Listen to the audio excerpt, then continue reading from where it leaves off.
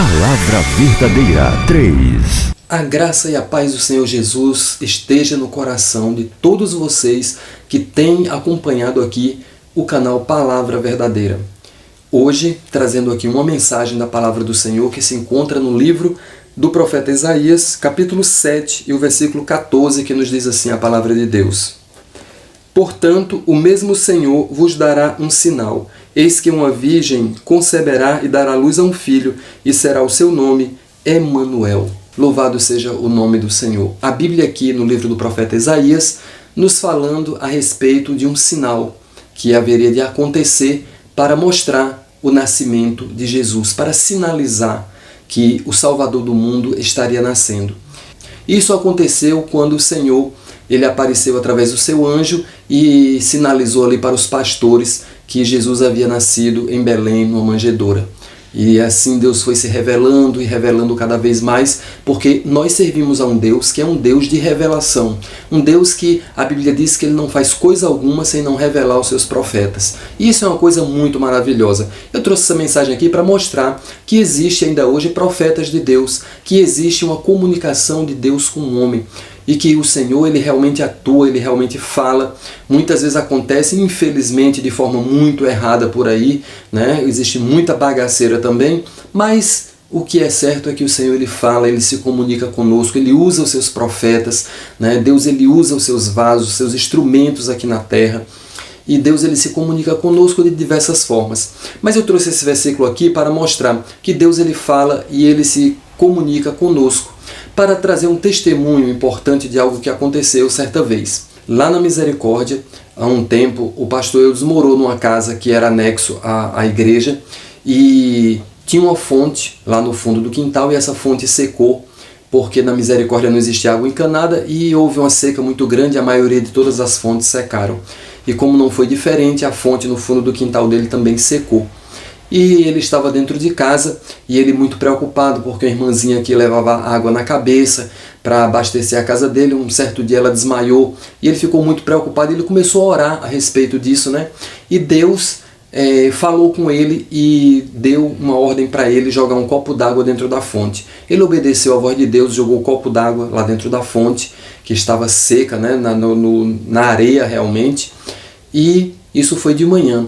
E aí quando foi de tarde que chegou lá, o irmão João chegou lá na casa dele e eles estavam dentro de casa conversando e eu desconvidou o irmão para ficar no quintal porque estava muito quente. E o irmão sentou, né, lá na tampa da fonte e de repente naquela conversa ele referenciou para eu, disse que a tampa estava muito fria e que tinha alguma coisa batendo na tampa. Quando ele levantou e que ergueu a tampa, a água estava na boca da fonte. Então Deus fez esse milagre.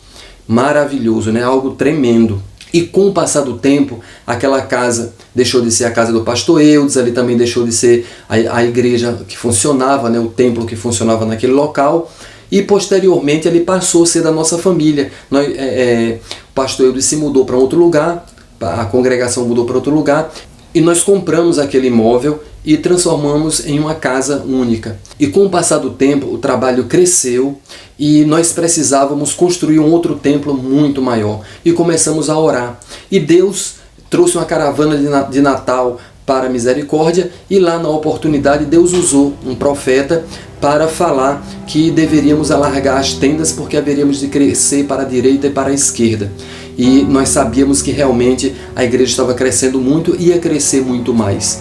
E assim de fato aconteceu. E nós começamos a orar pedindo a Deus um terreno maior para construir um templo que pudesse realmente atender todas as necessidades da igreja. E Deus, Ele tocou no meu coração, falou comigo através do Espírito Santo para eu falar com minha mãe, para ela ceder aquele terreno onde a gente morava, para propor a ela uma negociação. E eu comecei a orar a respeito disso, para se fosse realmente a vontade do Senhor, Ele tocasse no coração dela e ela abraçasse a ideia. E quando eu fui falar com minha mãe, ela realmente abraçou a ideia e a igreja construiu uma casa para minha mãe em outro lugar e nós doamos trocamos na verdade aquela casa que a gente morava por uma outra. E demoliu a casa e construiu o templo naquele lugar. Mas antes disso, o Senhor me deu uma revelação. Eu via um templo muito grande e esse templo tinha uma plataforma que era muito grande também, e no centro da plataforma, no púlpito, onde se pregava a palavra de Deus, eu via uma fonte, né? Eu vi uma fonte, uma cisterna, muito semelhante àquela que tinha no fundo do quintal. Isso aconteceu antes até de eu fazer a proposta para minha mãe. E aí fiz a proposta para minha mãe, ela aceitou, fez a negociação com a igreja, e a igreja construiu uma casa para minha mãe, e a igreja começou então a construir o templo nesse local. E quando a igreja estava construindo nesse local, que já tinha feito a fundação, que estava levantando as paredes, então tinha uma viga de contenção na parte de baixo, onde seria feito o púlpito, e eu estava na porta da frente. Quando eu olhei para o púlpito, não tinha sido ainda feito o aterro, né, do púlpito, e quando eu olhei da porta, eu vi exatamente a mesma visão que Deus havia me mostrado. Estava ali aquela fonte que Deus multiplicou a água, que o pastor Eudes jogou o copo d'água e fez a água encher a fonte. Aquela fonte agora estava no centro do púlpito do templo novo. Era a mesma fonte que estava ali. E tem um significado muito grande. A água que faz jorrar para a vida eterna estava justamente a fonte no mesmo lugar onde é o púlpito até hoje, e ali o lugar onde é feita a pregação da palavra do Senhor. Então isso é sinal de Deus, é sinal de que Deus ele é grande, é sinal de que nada acontece por acaso, nada é coincidência, né? Mas Deus ele faz tudo conforme lhe apraz. E Deus não faz nada sem não se comunicar com seus profetas. Mas nós servimos a um Deus que revela, a um Deus que fala, a um Deus que atua, um Deus que abençoa. E eu quero muito agradecer a Deus nesse momento em oração e orar também para que Ele possa te abençoar e que haja muitas revelações de Deus na sua vida, em nome de Jesus. Querido e eterno Deus, em nome de Jesus, quero te louvar porque o Senhor é um Deus grande e maravilhoso. E quero te pedir que o Senhor possa, através do Teu Espírito Santo, se levantar, Senhor, para se revelar ao Teu povo, se revelar à Tua igreja, aos Teus filhos, para que haja, sim, uma comunicação espiritual, meu Deus. Revelação através da Tua palavra, revelação através de visão, de sonho, de profecia, que a Tua igreja, Senhor, ela possa ser uma bênção espiritualmente. A Bíblia diz, Senhor, que sem profecia o povo se corrompe. Que o Senhor possa abençoar e que haja através do Teu Espírito Santo uma comunicação espiritual mais efetiva no meio da igreja.